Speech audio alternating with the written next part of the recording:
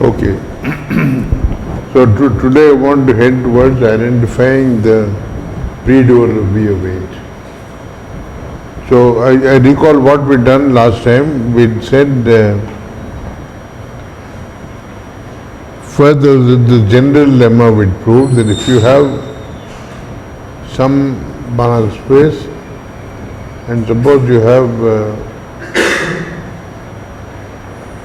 if some vector subspace V star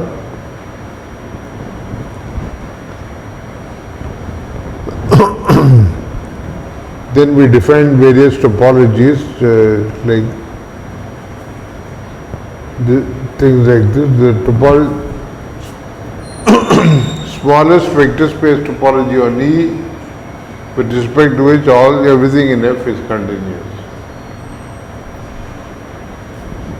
These are all bounded linear functionals on E to start with. So we first show that if a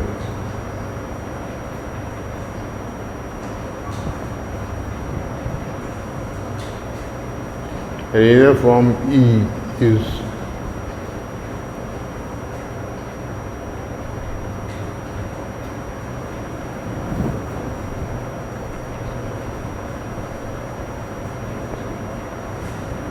so the first thing we prove, and you don't get any new linear continuous functions. And we showed that a linear form is sigma EF continuous on the unit ball of E if and only phi is in F closure, norm closure.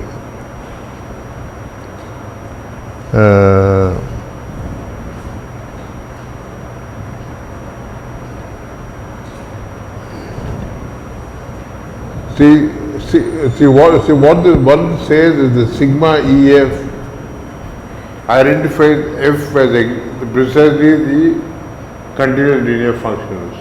That is like the dual of E for that topology. And so what this says is that if you take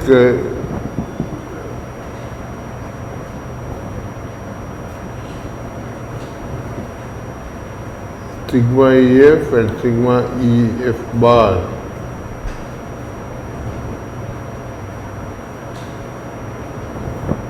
these are topologies. When restricted to the unit ball, they agree. That is what this says. So why is that? So see one way is clear. It is clear that if you think of this as a topology, it is clear that this sigma EF restricted to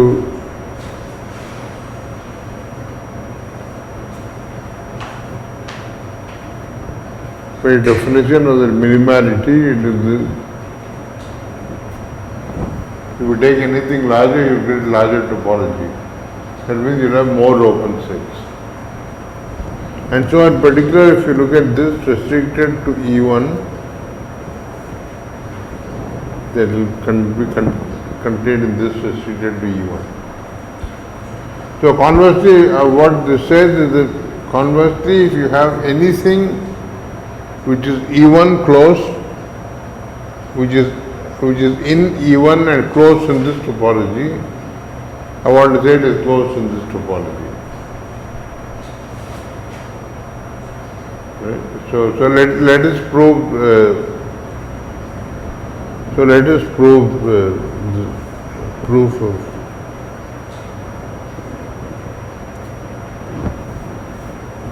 so rather than looking at open sets, we'll look at closed sets.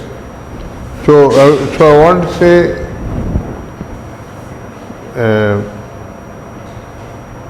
see F is contained in E1 is sigma, I want to say this contained in this, close. By definition, this implies that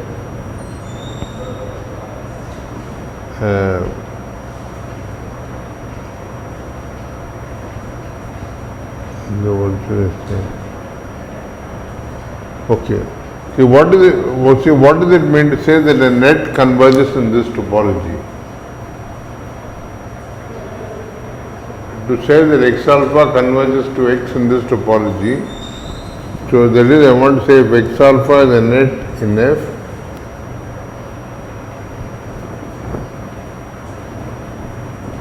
and x alpha converges to x in this topology.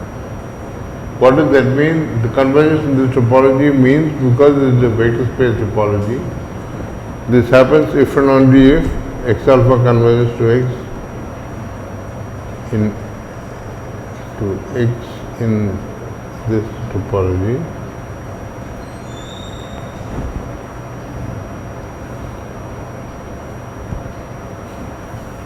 This the i.e. phi of x alpha converges to phi x for all phi in F bar. Right? That's what it means.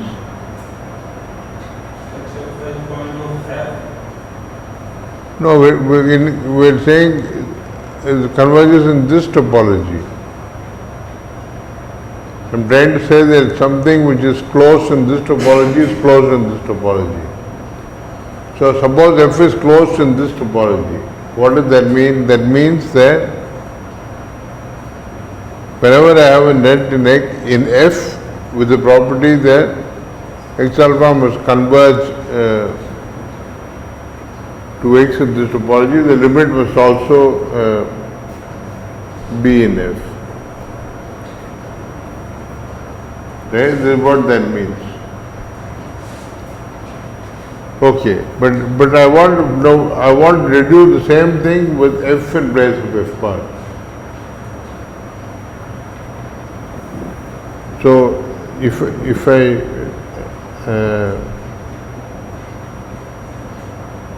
suppose you only know that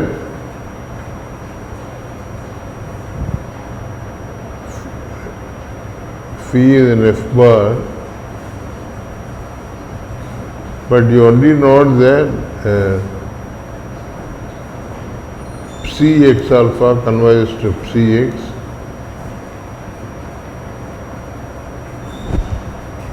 for all psi in F.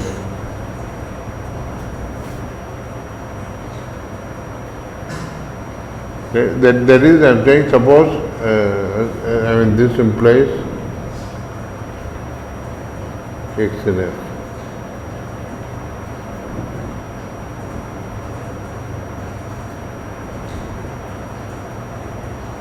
Okay, suppose I only know this. That is, I know that F is closed in the no, what am I saying? No, I want to prove this. See, so I'm assuming this condition. There is the F is closed in this topology, the F bar topology. I want to prove that it is F closed in the F topology. So that means I want to show that Cx alpha converges to Cx for all C in F itself should imply that X is in F.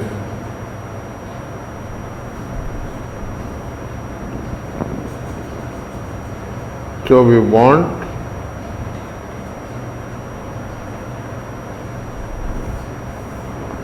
this implies X in F.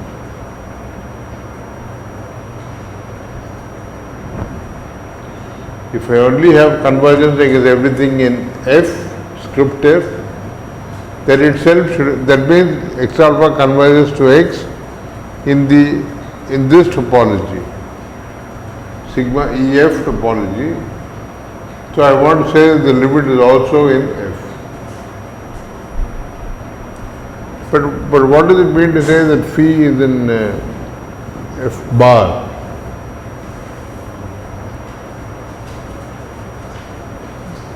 So let us look at, so I want to say that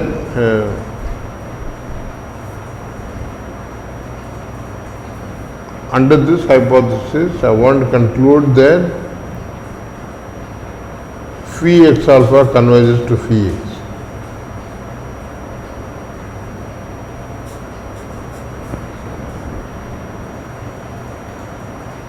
Right. Assuming this, I want to prove that this can be made as small as I want by taking alpha large enough. So you do a triangular inequality, you write this as smaller than or equal to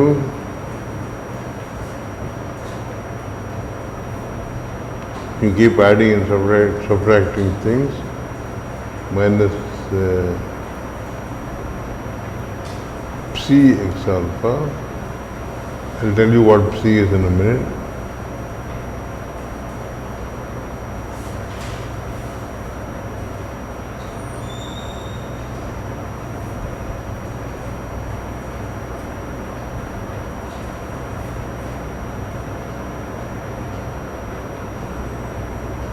This is true for any psi in f.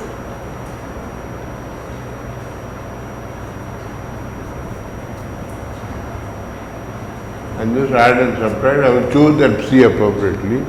Now the point is that if I look at the first and last two terms, they are dominated by norm of phi minus psi times 1, because all the x alphas are bounded by 1 in norm, as also x. So these are both bounded by norm phi minus psi. So since phi was in f bar, I can choose a psi so that both choose a psi so that norm phi minus psi less than epsilon by 3.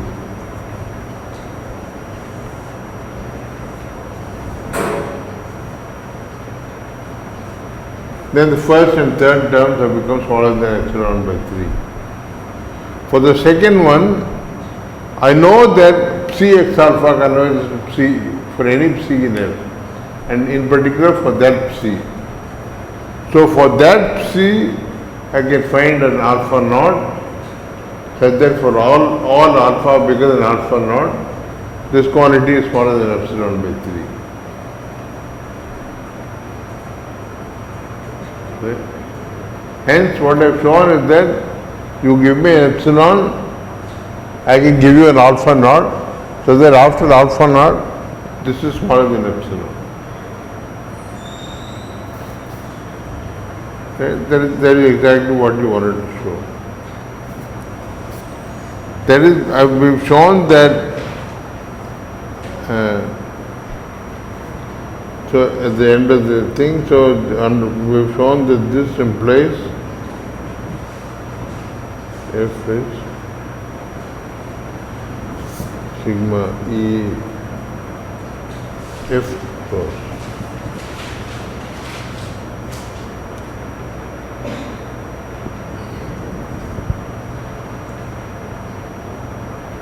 That is, on E1, these two things are the same. Doesn't have to be E1, it can be any norm-bounded set.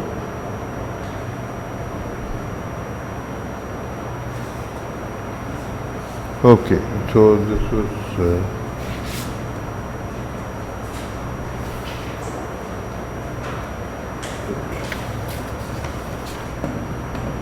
then what do we want to say? Then I want to say that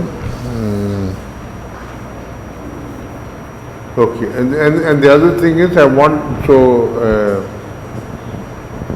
you remember I looked at this if psi and eta are in P of H,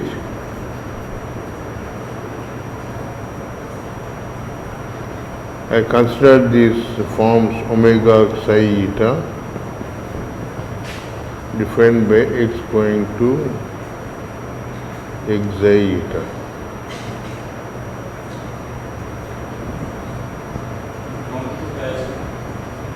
Sorry? Belongs to each side. So omega psi eta is in B of H star.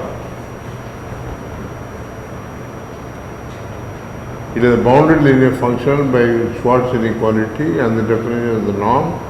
In fact, one can see that norm of omega psi eta triangular inequality will show that it is less than or equal to norm psi times norm eta.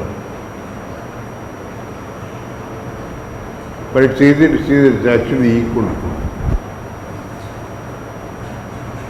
That is, I can find an operator x of norm equal to 1 such that x psi eta equals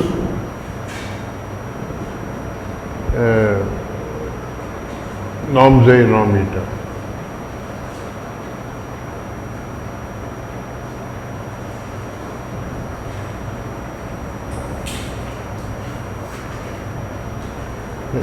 So what am I saying? This is soup of this absolute this of x. That means I am saying there exists x with norm x equal to 1 such that x psi eta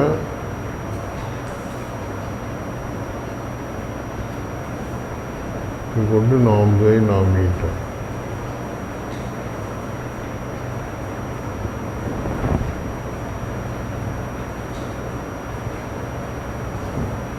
First, because of compactness of the weak star compactness of the unit bore and so on. Actually, is that true? No,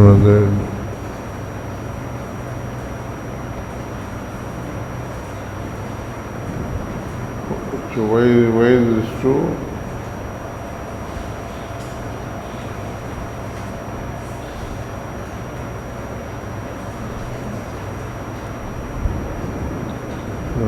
Norm x, no, they are not true, they are not true. It is just soup, so we want to say soup of this over norm x equal to 1 equal to this. I am not saying it retains the norm. See, that is a compactness assertion, that is not true. But why is this true? Because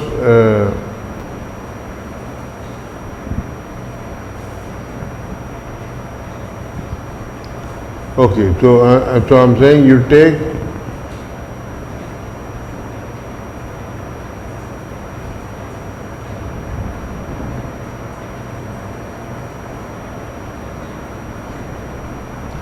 okay, so if norm x equal to 1,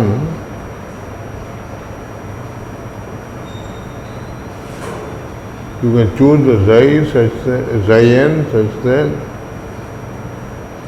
norm of x psi n converges to norm x.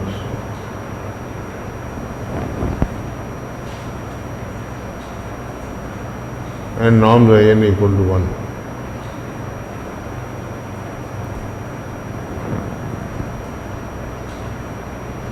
And then you can put eta n to be equal to x psi n normalized.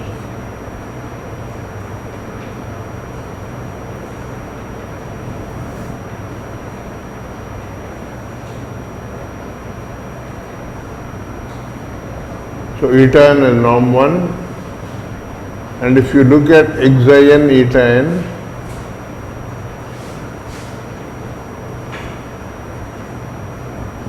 you will get exactly norm x I n.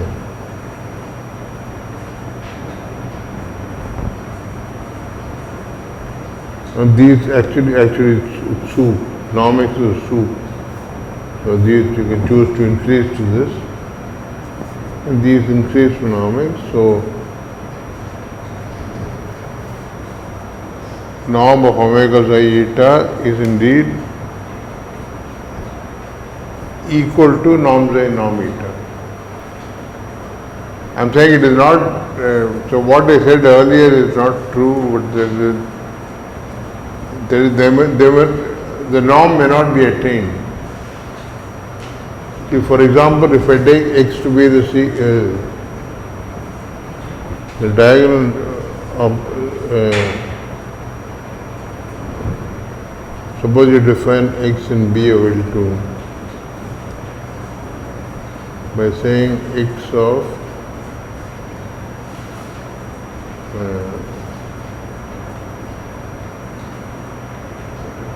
alpha 1, alpha 0, alpha 1, alpha 2 and so on to be equal to C naught alpha naught, C1 alpha 1, where Cn is the sequence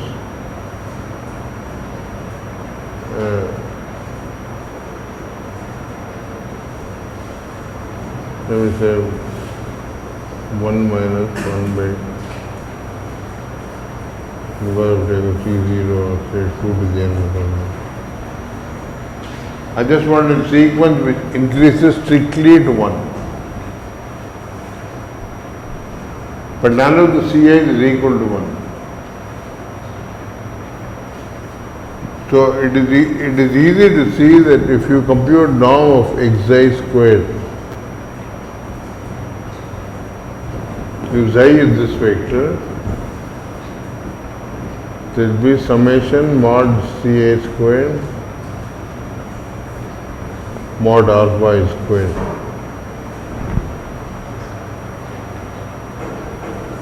Every entry is strictly less than 1.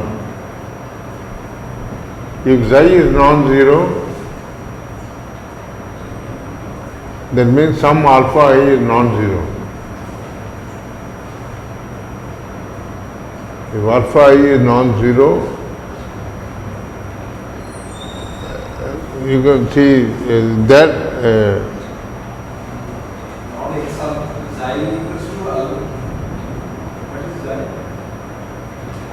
xi is this vector alpha 0, alpha 1, alpha 2. So norm xi squared is equal to so much. So I'm saying if you just look at this quantity, how can this be? You want this to be equal to, I'm saying this cannot be equal to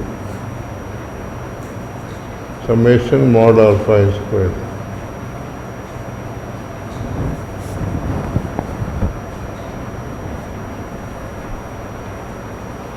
This can never be equal because all the coefficients are strictly less than 1. So the whole sum cannot be equal to this.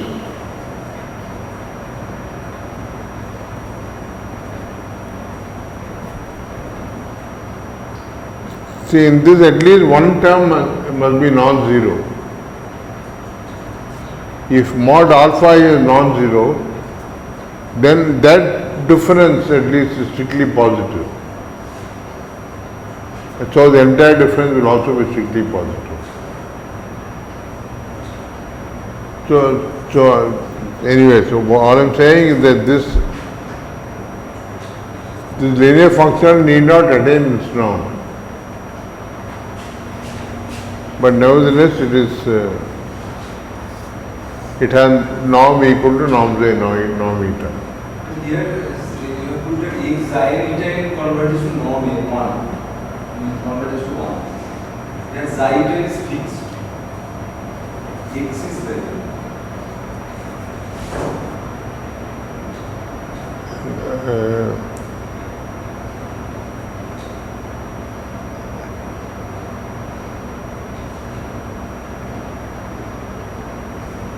norm x is equal to 1 means, okay, this is 1. So, okay, so it converges to 1.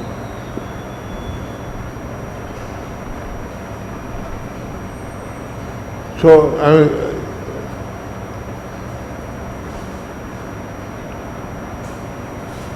see, if you take soup over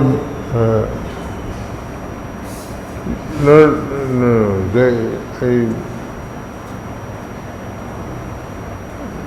I did, sorry, I'm very confused. Let me start again. No, xi and eta are fixed. So, sorry, I don't know what I was thinking. So,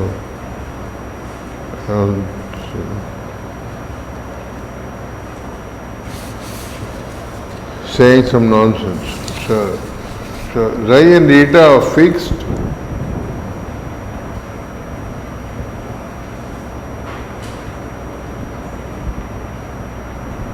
Okay, then it is trivial, no? If xi and eta are fixed unit vectors,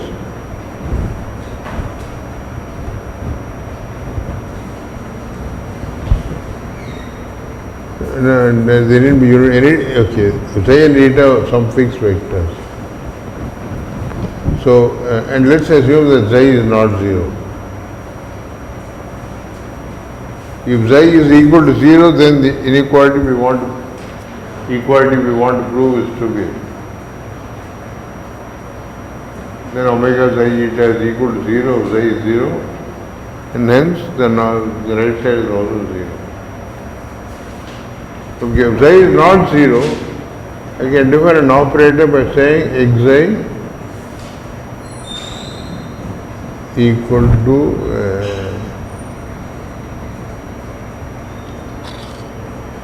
eta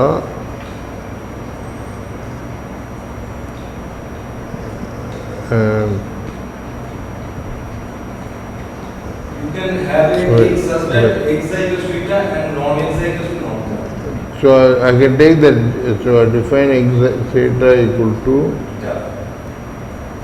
zeta xi eta.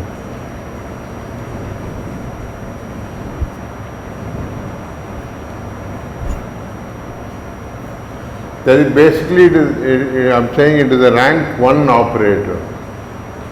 It sends xi or multiples of xi to multiples of eta, and all things orthogonal to xi it kills. Then if you see what norm x is,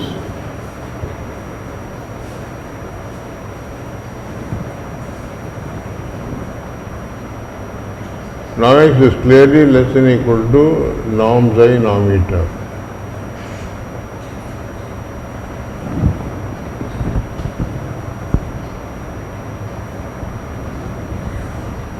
And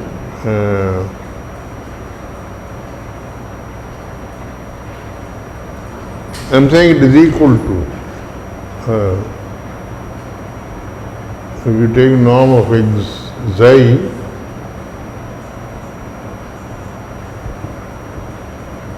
the norm xi squared eta.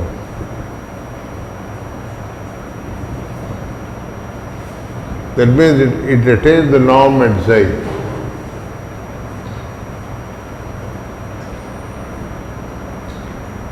That is, so what we are saying is that norm x is equal to norm xi, norm eta.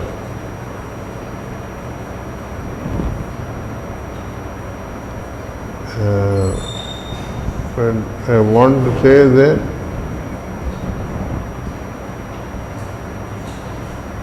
I should have done that at ulta. So sorry.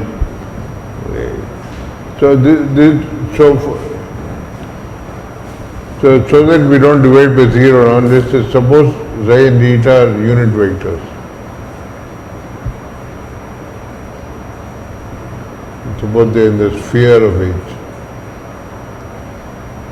The unit vectors implies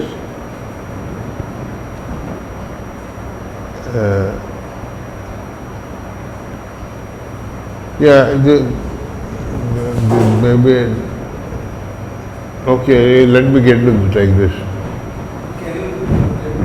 Can you can get an operator x such that x is equals to eta and norm x is equals to norm. That's what this X did, no? Norm xi equals to then that equal to Norm xi equal to norm xi times norm xi norm eta. If you want norm x to be equal to 1, then you have to divide by the norm xi norm eta. No, what I want to say is that see, we did two things. So we did one operator, we did define one linear function at omega xi eta in mu h star, and I want to define another operator which is like this. Let me call this T xi eta, which is the operator which sends zeta to what I've said on top.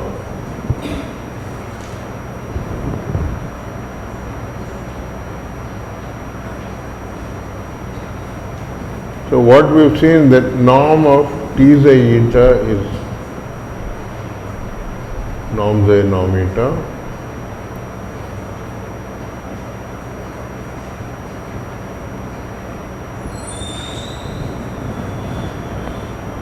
And these are a kind of duality. If you take, here I'll give you a couple of exercises you should check out.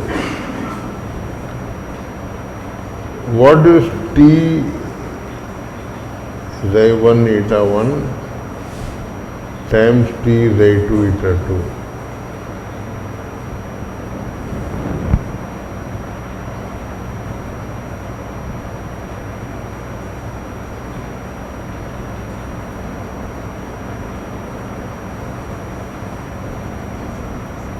So you must, this will be eta 1 xi 2 T of xi 1 eta 2.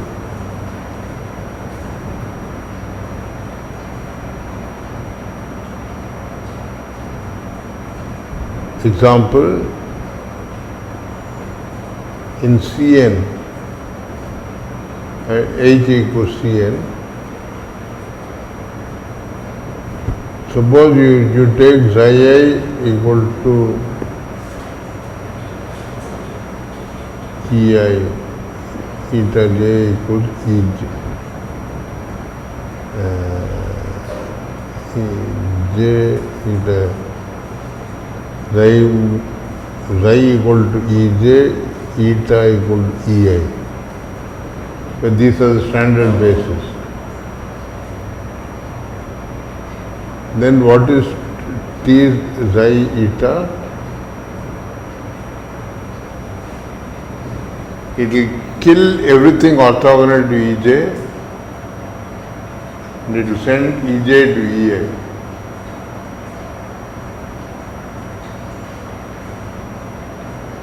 That means this is really the operator given by the matrix Eij.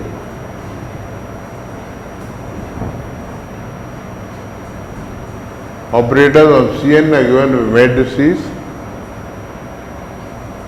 The matrix corresponding to the standard base Eij is exactly this operator, which sends Ej to Ei and kills all the other E's.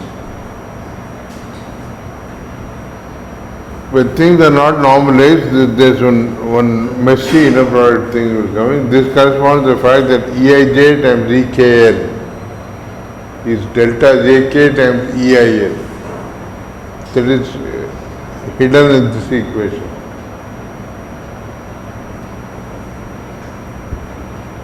Okay, but more germane to what we want though is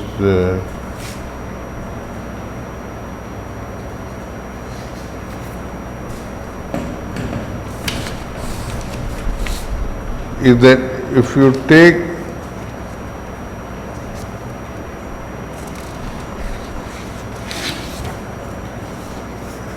go back to the definition. If you take omega xi1, xi2, omega xi eta, if you apply it to T eta xi,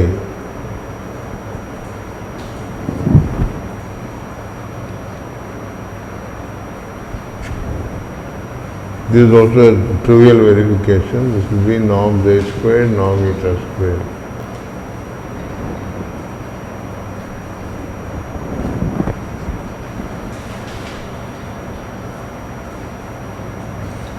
See, this T xi eta is an operator of norm equal to norm xi norm eta. So omega xi eta takes that vector to that number times its norm. So this shows that norm of omega xi eta is greater than or equal to norm xi norm eta. And hence equal. I'm saying it attains its norm at T eta xi. And here's another exercise which is T xi eta equals T eta xi. We take the adjoint, you get T eta xi.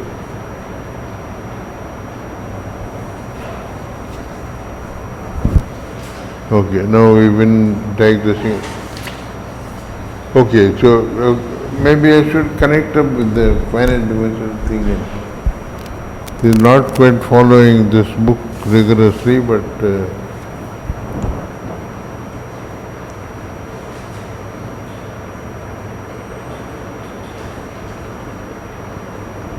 say in finite dimensions, you know that everything is you know that the EAJs form a basis for MNC. Consequently, the T xi xi j, where the xi form an orthonormal basis, will give you a basis for B of H. Right? So B of H is spanned by the T eta xi, and in some sense these are like the dual basis for that.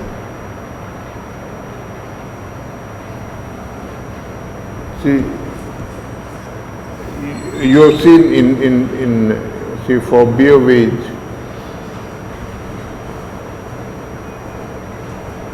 we've shown that T xi j xi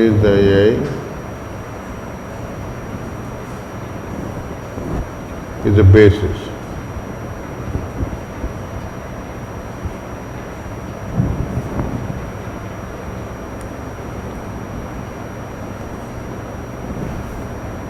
Of unit vectors.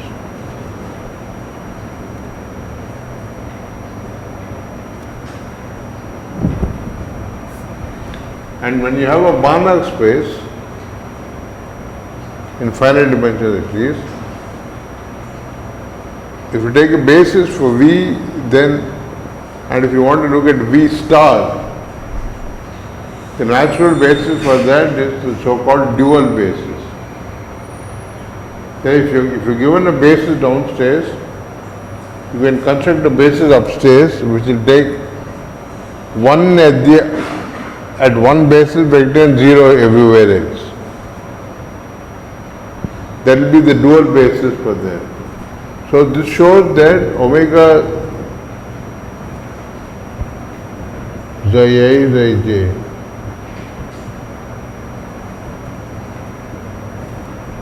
is the dual basis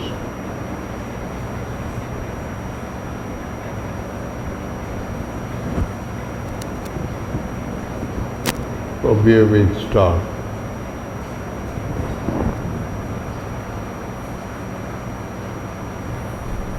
Okay, that's what this equation will tell you.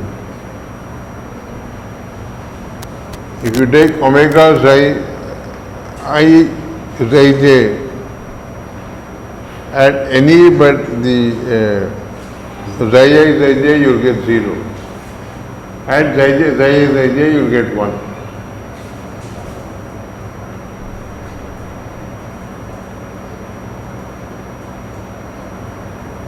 And there is a transpose involved here.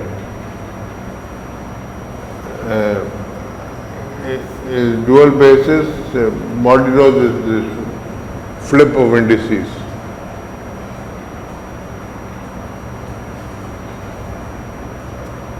Okay, so this is what I was saying. So the usual weak operator topology is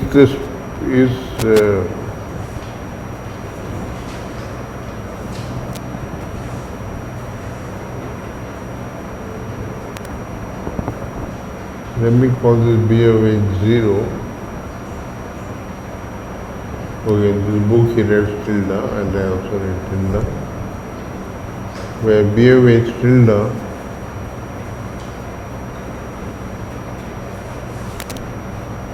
is the span of all things of the form omega psi eta.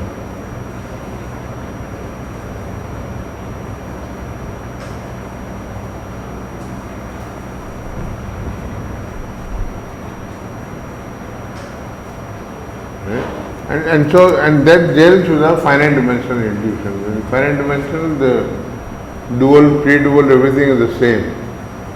So the weak operator topology is nothing but the topology coming from the dual space. And that is exactly what this says. So the topology is the topology induced by this collection of basis vectors or spanning set. Okay, and B of H lower star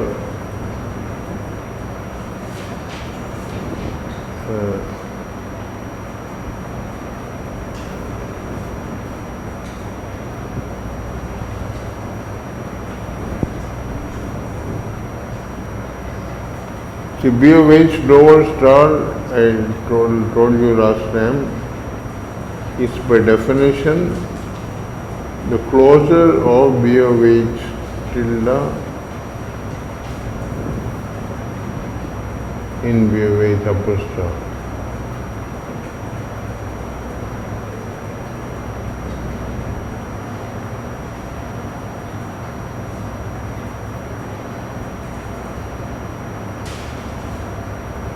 Right, so what the previous lemma that we did for a general F closure, you will apply to B of H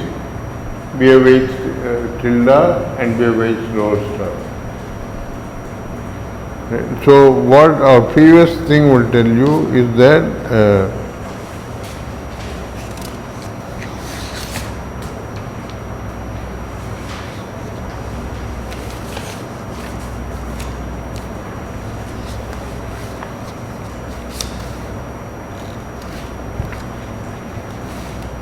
the paperwork.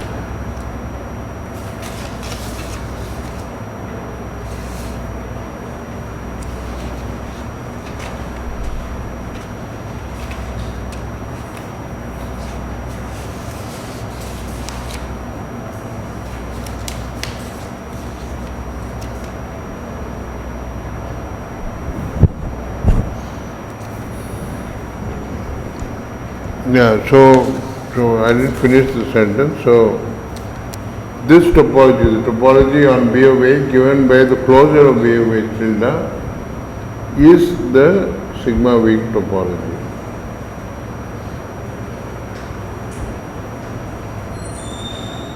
And we will justify this notation in a minute, showing that B of H can indeed be identified with the dual space of B of H lower star.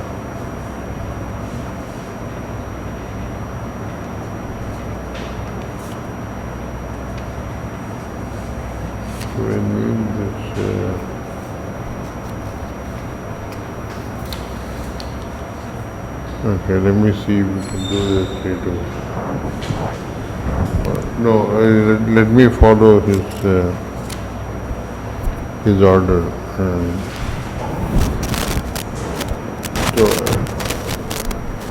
So 11. See, notice that whenever I take a sigma EF, where F is contained in E star, E upper star, anything which is any linear function which is continuous in the topology, because the topology is the smallest topology making all things in F continuous, and because the norm topology makes all things in F continuous, so every sigma EF is contained in F star. So I won't keep saying it is in F star. So suppose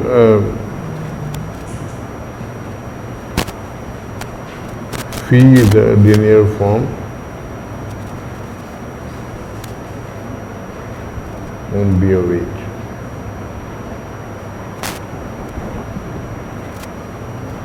Then I want to say that the following are equivalent. One,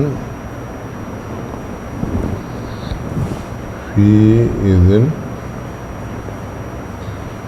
B of H tilde. Now that doesn't make sense. Yeah.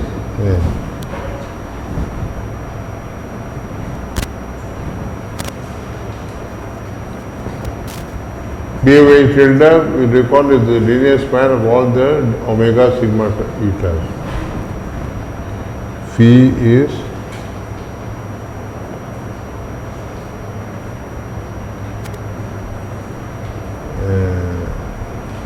there is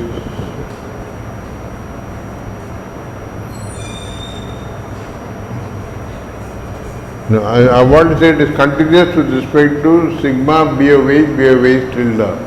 That we know. But that is a tongue twister way of saying that phi is WOT continuous.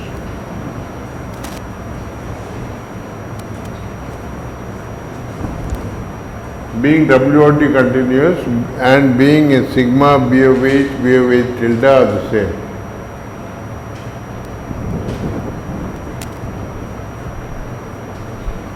What is not so clear is that phi is SOT continuous. See, the strong operator topology is induced by a family of seminorms which are not given by linear functions. So there is why there is a difference between SOT and WOT. Okay, so let's prove this. So we've seen that clearly 1 implies 2. This by definition, and by definition, and 2 implies 3 also. Is clear.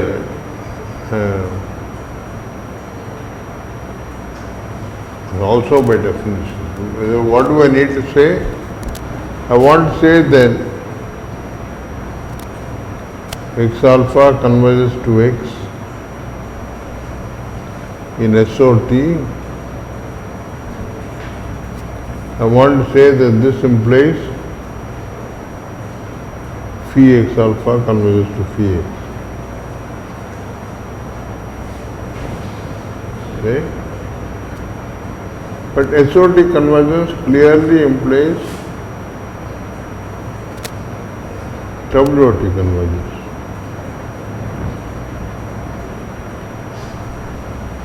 And if you assume phi is WOT continuous, that means exactly this. So this implication is also true.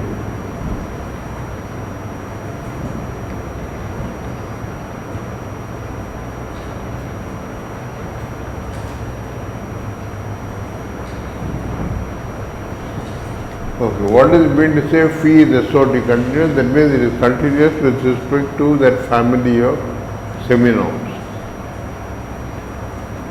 So we know that is equivalent to saying that there must exist finitely many of those seminorms whose sum must dominate this phi. That means there exist vectors xi I in H such that absolute phi less than equal to summation p xi I. Meaning as functions absolute phi of x is less than equal to summation p xi I of x.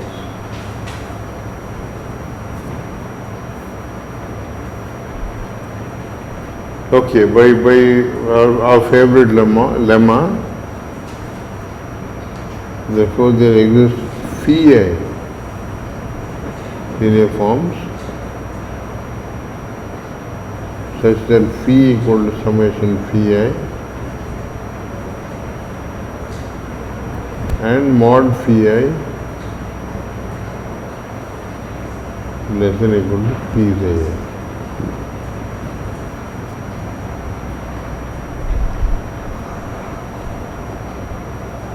So let us see what this means. That means mod phi I of x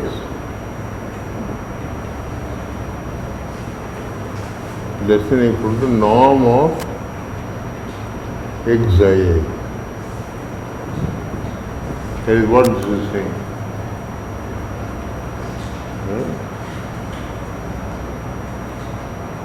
So now I want to do the following thing.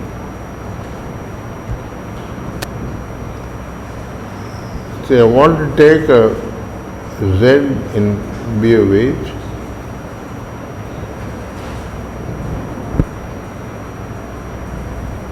and then look at this thing for z. Mod phi I z less than equal to norm z xi I. So what this equation says is that this is the dominating thing. Z xi I going to phi I z, this makes sense and is a bounded linear functional. So you think of where this is, where is z xi I? You fix xi I, z xi I can be any vector in H because z is completely arbitrary. So I can take any, so let me not say this. Let me take any vector in H. I can write that as z xi I, so in this I can assume the xi I is a non-zero.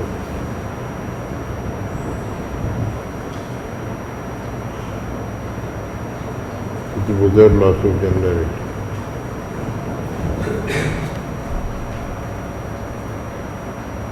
But that means every vector in H can be written as some vector acting on xi I. Namely that one of those T operators will do that. But now I'm defining a mapping from H to phi I of z, H to complex numbers. Take anything in H, write it as z xi I and send it to phi I of z. So what this inequality says is that this is a well-defined linear functional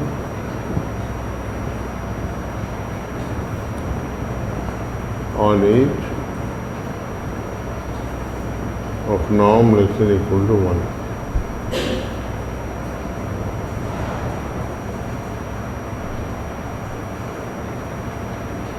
Right? Because if z xi I is also y xi I, then the difference of xi I must be 0. So phi I being linear, that will mean that phi I of z must be equal to phi I of y. So the well-defined linear functional with norm less than equal to 1. And so by the Rees lemma, we know that what all bounded linear functions on Hilbert space look like.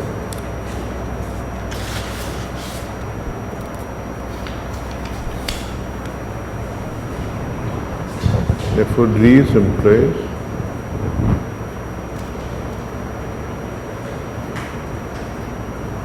there exists eta I in H,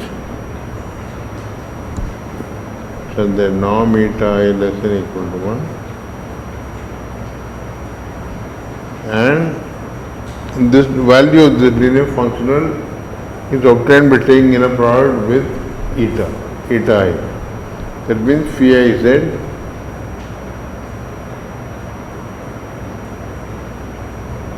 equal to z psi I eta I.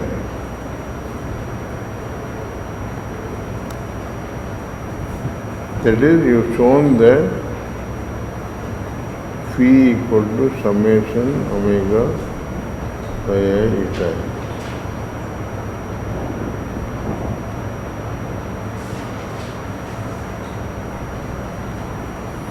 Right? That means any SOD continuous linear functional is actually also WOD continuous.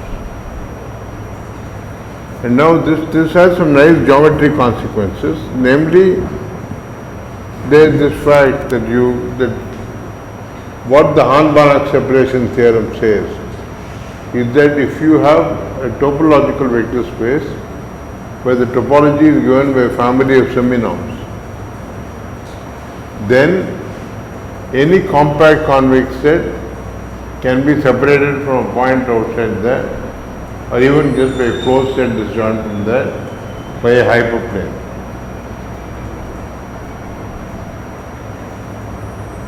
So what that says is that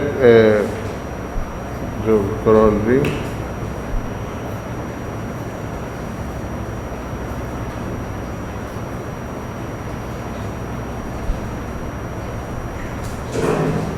Convex set in B of H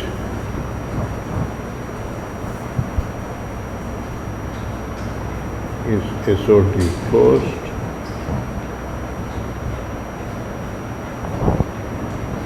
only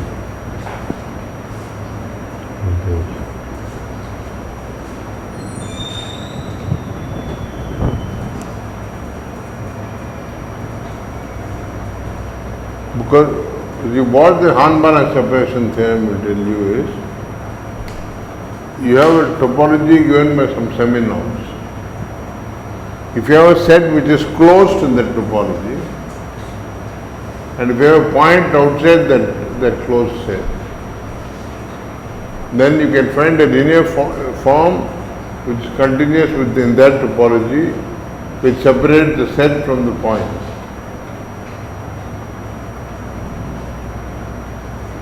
That means the complement of the closed set are those points which can be separated from the closed set by forms which are continuous with respect to that topology. But the forms which are continuous in the SOD and WOD are the same, which means they must have the same closed sets, so same convex sets. Same closed convex sets. A convex set will be closed in this topology precisely when it is closed in the other topology. Okay, this is a very important thing in particular. This could be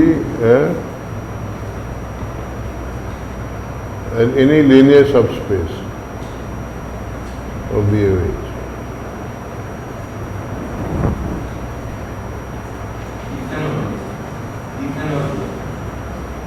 Yeah, sorry, if and only. Being SOD closed and WOD closed are the same for any linear subspace.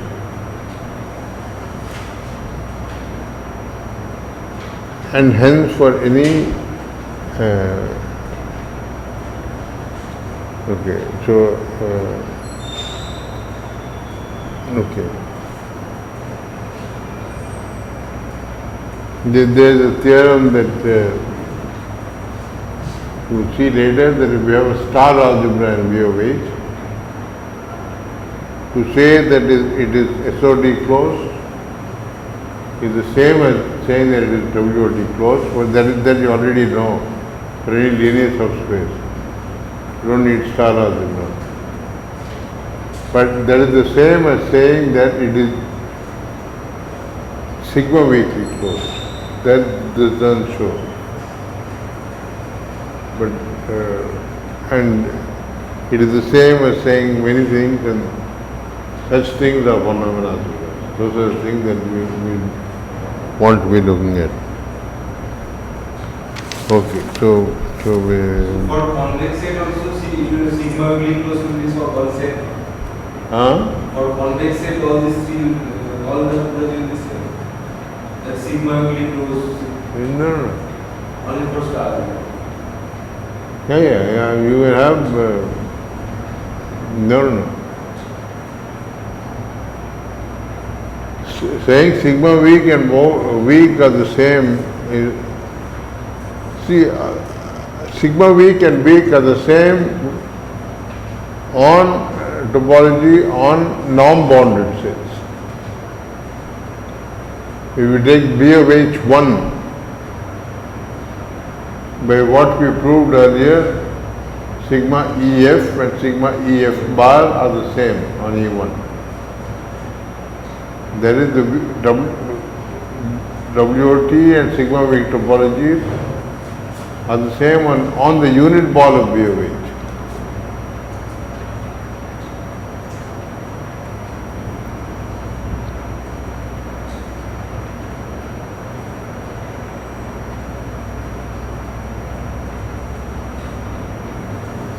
Okay, so finally let me get to the theorem I wanted to prove. So I want to prove that, so I want to identify B of H with the dual of B of H star. So I want to define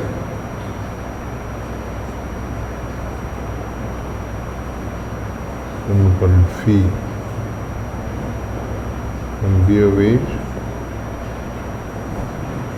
to B of H star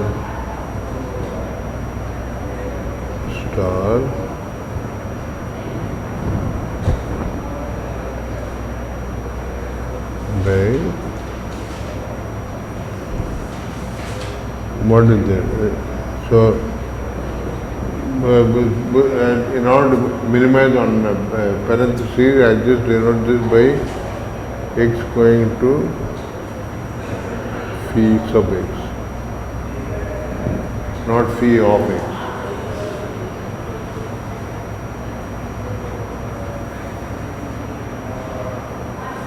How do you define it? Phi x. Something here is that by definition some kind of a linear functional on B of H. So the one obvious thing you can do is just evaluate back.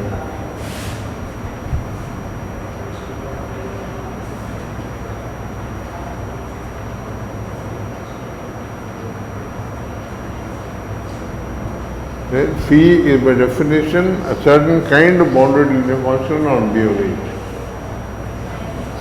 By definition, those things act on B of H.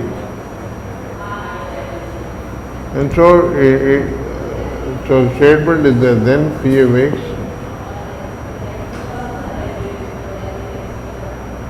then phi is a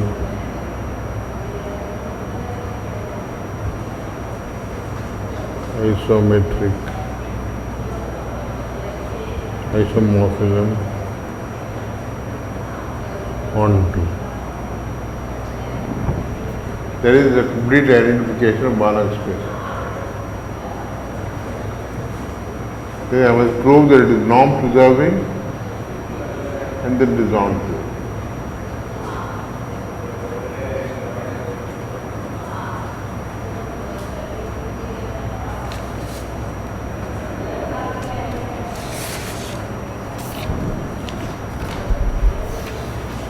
Let us worry about the norm statement.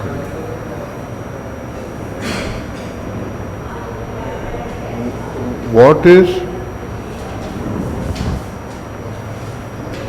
absolute value of phi x of phi?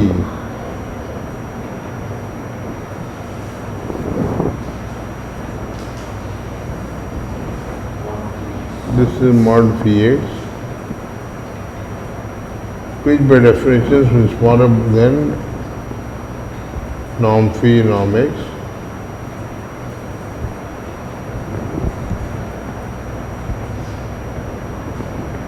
Therefore, norm phi x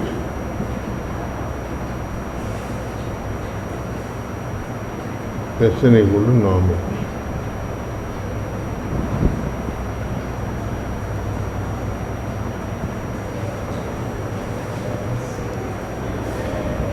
On the other hand,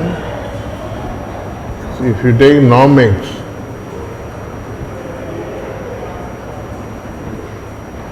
this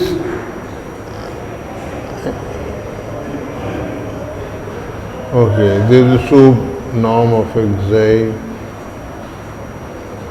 with norm xi equal to 1,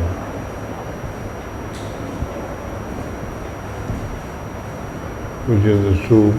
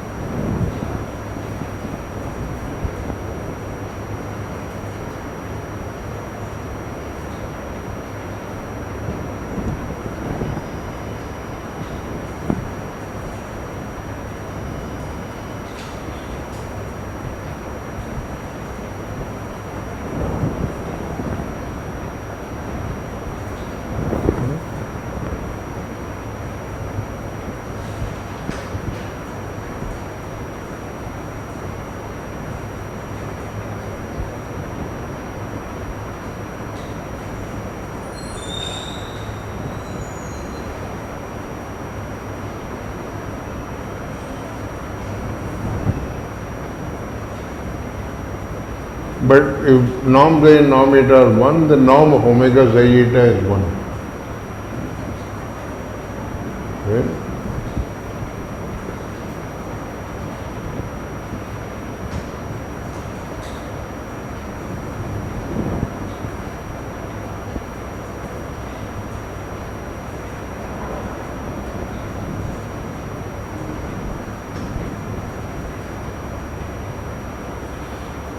So we only need to prove that phi is onto now.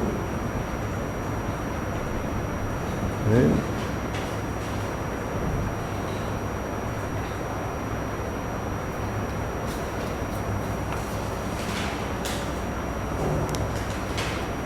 Why is it onto? One of you tell me why it's onto.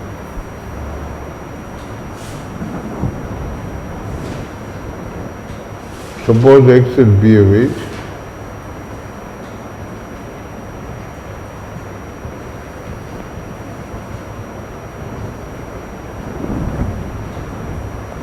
No. So what do I want to say? I want to say something in b of h lower star.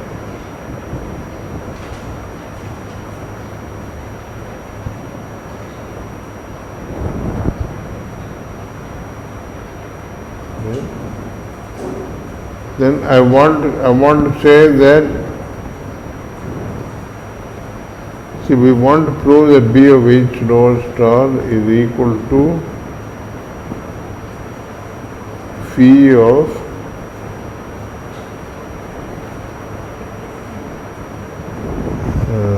b of h. Huh?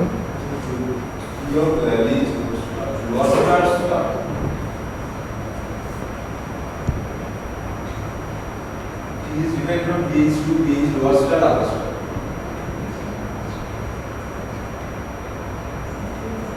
Sorry, we will start upper star.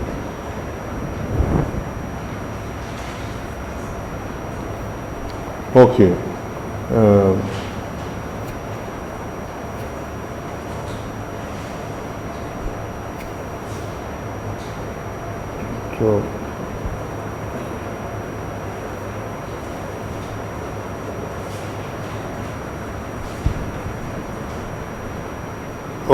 So okay, okay, but this is the reason. See, phi,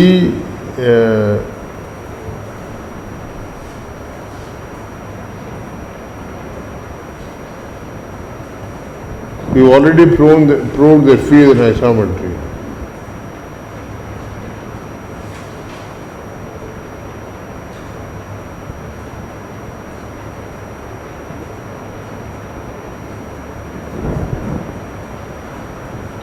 And range phi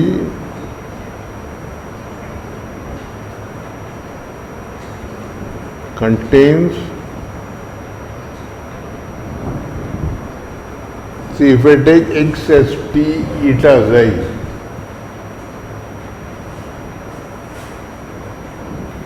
see, notice that phi of t eta xi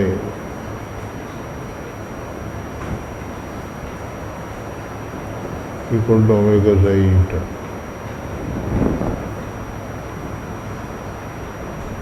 Why? Phi t eta xi acting on any x, sorry, xi eta.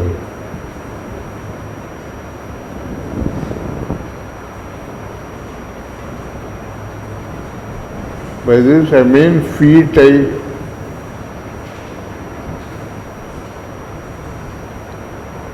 What is phi sub t xi eta acting on x?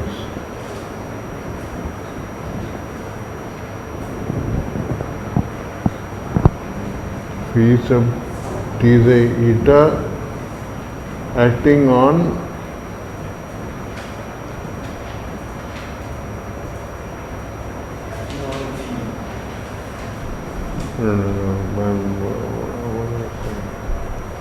I want to say that phi maps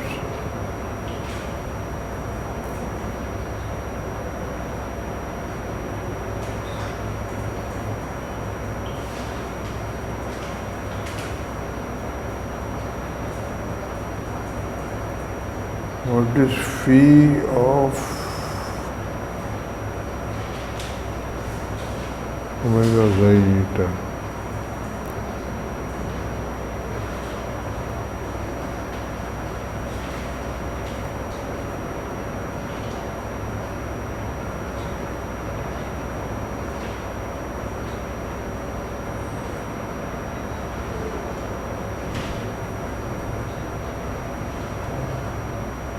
What do I mean?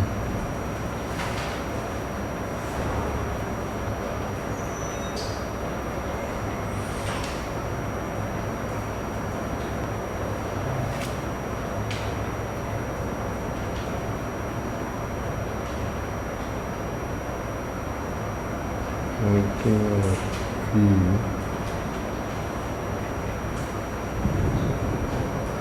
What is this acting on phi? This is phi of t xi eta.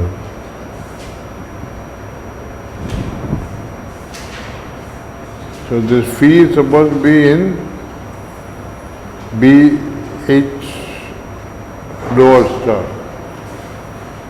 right? Okay. So I want to say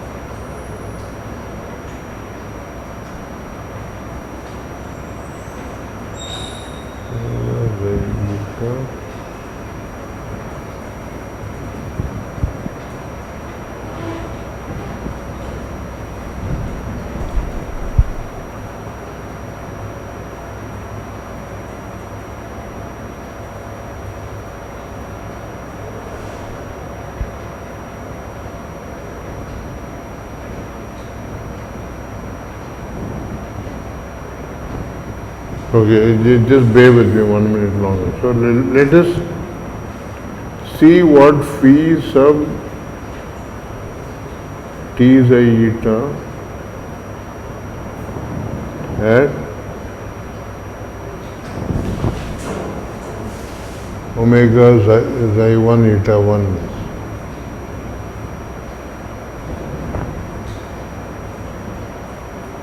See, things like this span a dense subspace of B of H lower star.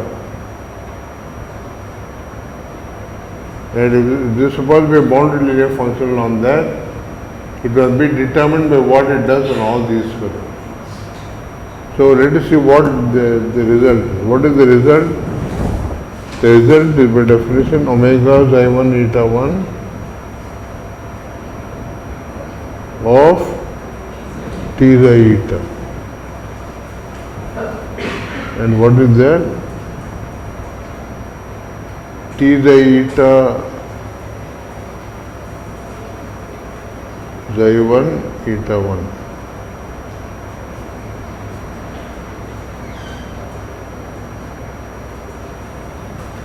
What is that? That is xi 1 eta xi eta 1.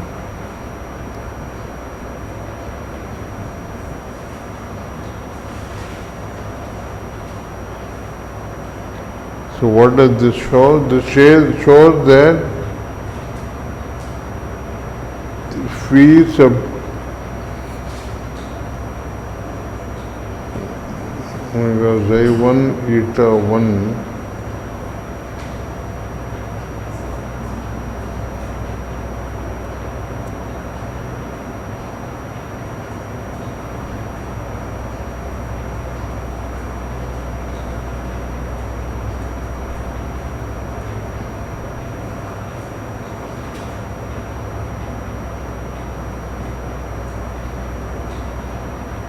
this amount is the same as omega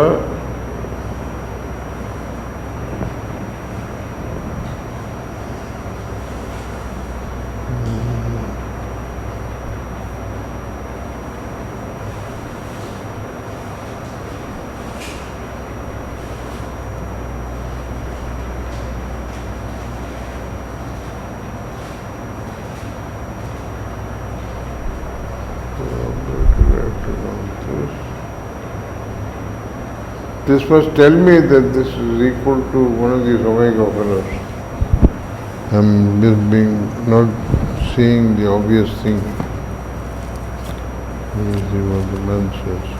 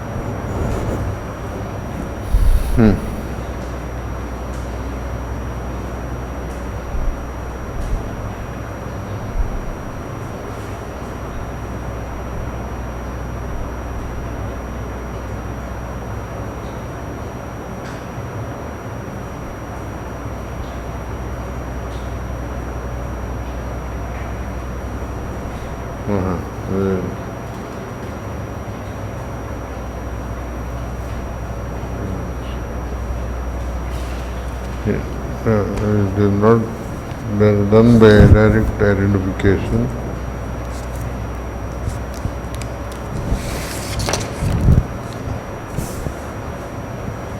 But still this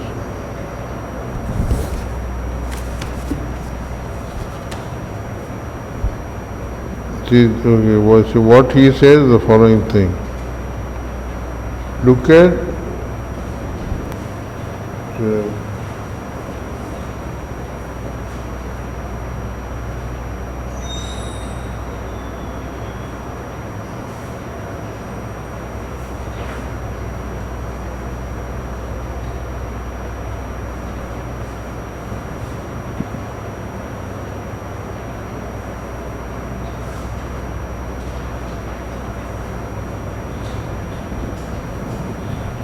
So what he says is, suppose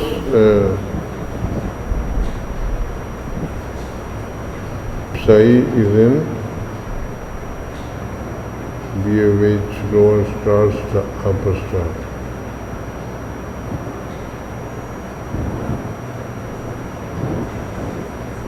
You want to show that psi is phi or some operator. And what should that operator be? It must be such that xi eta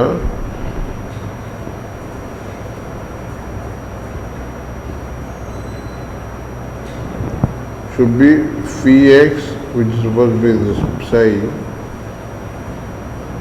acting on omega psi eta, right?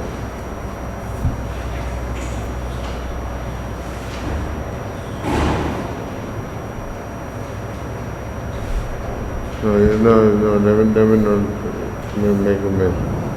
So It has to be equal to some phi dot x or some x. what does it mean to say that psi is phi lower x? That should mean that x of x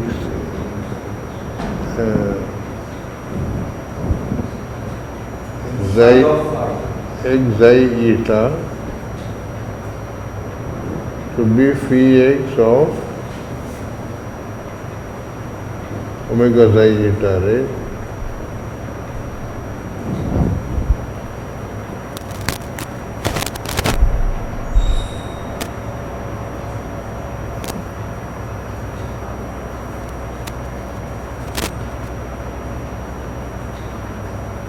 No, again I'm not saying the right thing. So, no, let's go the other way. So it says you look at psi of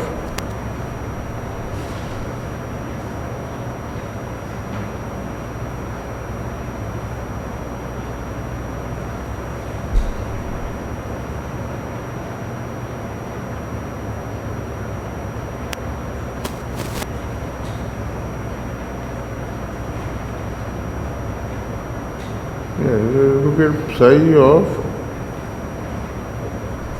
omega psi eta.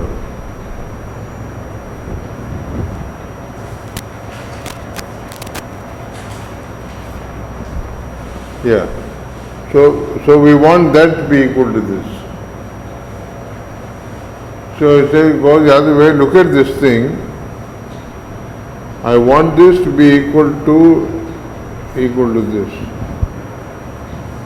For it to be that way, it must be that this quantity, whatever it is, must be a bounded sesquilinear form in psi and eta.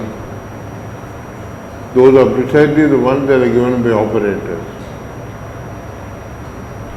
But you can see that this is a bounded sesquilinear form. See, psi eta going to omega psi eta is sesquilinear. And psi is linear. So the whole thing is a bounded psi eta going to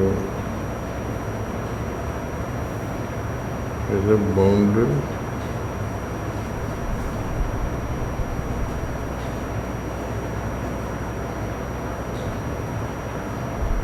sesquilinear form on each.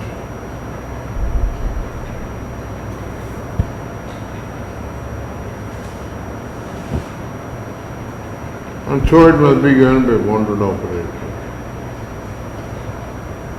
Therefore, there exists unique xi, via which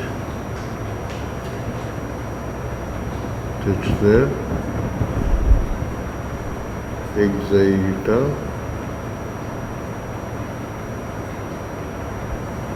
equal to psi of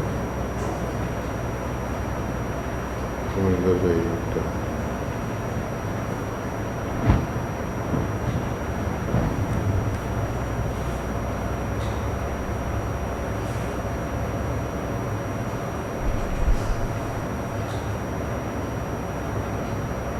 uh,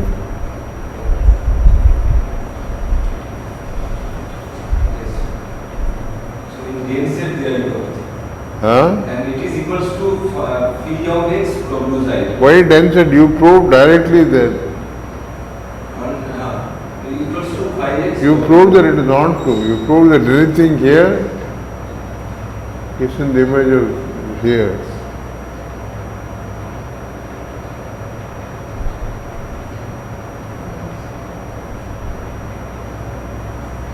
There is something tricky. Where are we using the fact that it is exactly this quantity? Lower star, upper star. X xi equals to phi lower x w xi. Huh? Xi, inner product xi and eta equals to phi x w xi. That's what we're saying. This is phi x. So we're saying that. We're saying that i.e. phi x and psi agree on Yes. all, omega psi eta.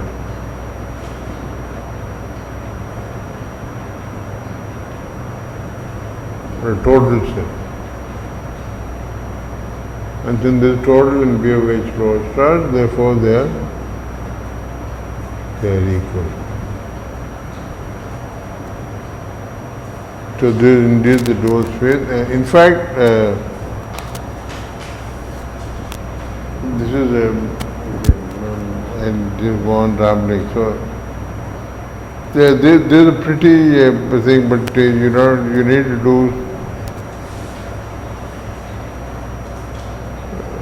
spectral theorem, polarity combination, various things in order to get to proving all this accurately. I'm saying that in fact what is true is that there is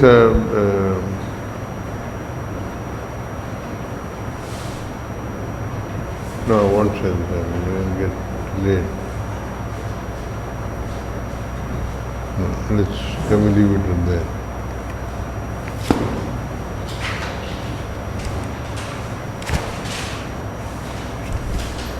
No, what I was trying to say was that what is actually true is that all the B of H tilde, B of H lower star, these are all actually being thought of as, here they are being thought of as bounded linear functions on B of H. But in fact they can be viewed as operators on H. And such that the linearity is given by some trace. So that requires some